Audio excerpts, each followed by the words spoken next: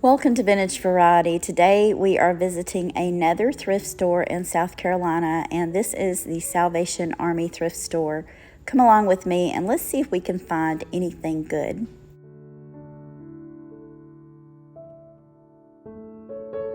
So here we are at the Salvation Army thrift store. Let's go inside and have a look around. Well, right off the bat, I have spotted something that I really like. I like this little side table, so I may very well decide to take it home with me as long as I'll be able to fit it into my car. I am looking for home decor.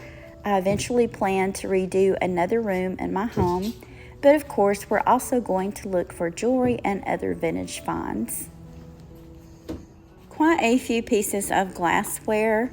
Some of them look vintage, but I'm not spotting anything that I really need. I'm looking for items to decorate a room downstairs in my home, and I haven't even decided how I'm going to redo that room yet, if it's going to be another guest room or if it's going to be a sitting room.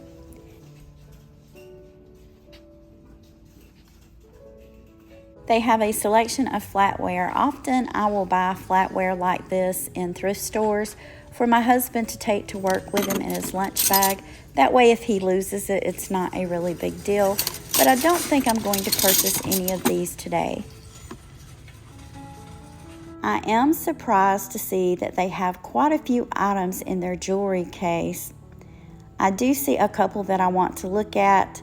The majority of this is just run-of-the-mill items.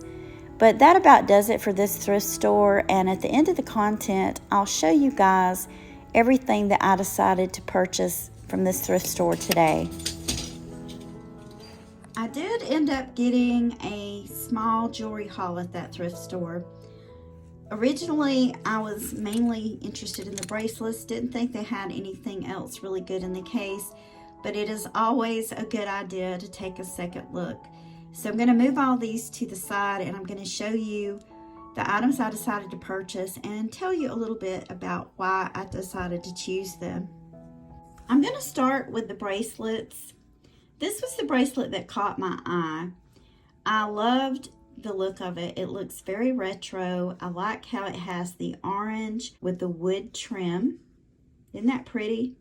I have quite a few wooden necklaces, and I just feel like with fall right around the corner that that's going to be a really good look to wear. Plus orange is a really pretty color for either summertime or fall.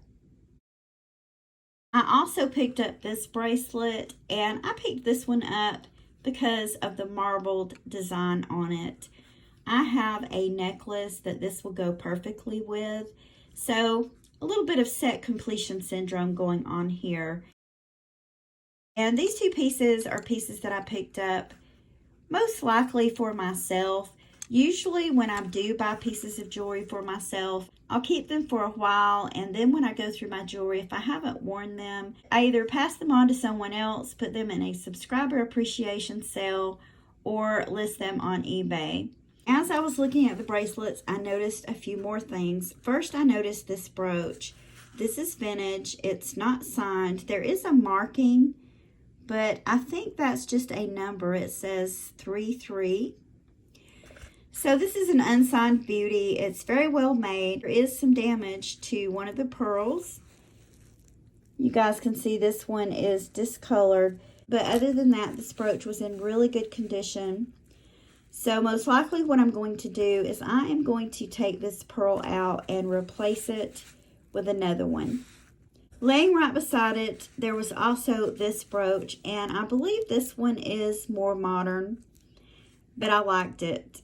I like to take brooches and add them to chains and beads, wear them in different ways like pendants. That's something that Coco Chanel was prone to do, and it's a really good idea. It just mixes it up and gives it a fun look. I also picked out a couple of necklaces, and this is one of them. I don't always choose jewelry just because it's signed, it's designer, or it's vintage, or even antique. I like to choose pieces that are unusual, and this fits into that category. This is enamel, and I really like the way this looks. It has a jade colored bead at the bottom of it.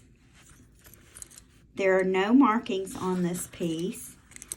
Then we have these tiny glass seed beads. And here you can see the piece is wrapped. I will have to make a small repair there.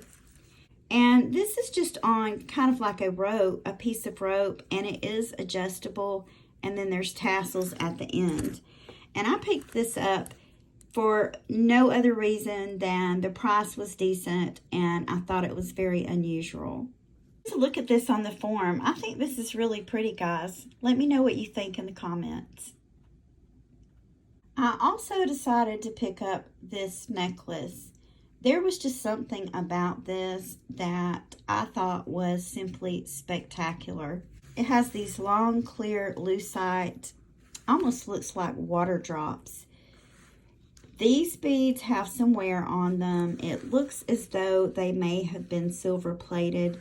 You can see there's some tarnish. And I say that they're silver plated because you can see the brass showing through on them. So those will need a good cleaning.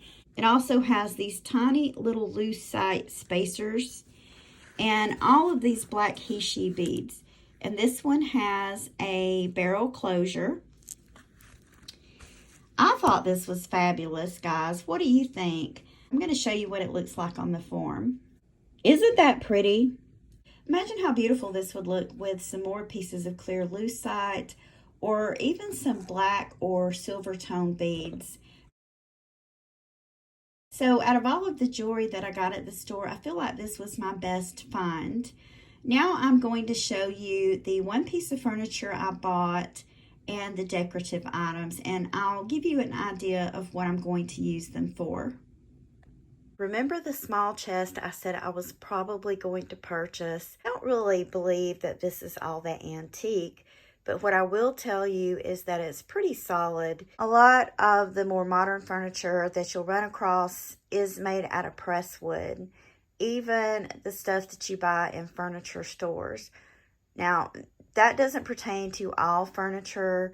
It's more the kind of thing that you get what you pay for, and that's why I prefer to buy pieces that I run across that are actually made out of wood. And I wanted this to go into the next room that I'm planning to redo. We did have a chest in that room and it became damaged. Long story I'm not going to go into, but it's damaged beyond repair.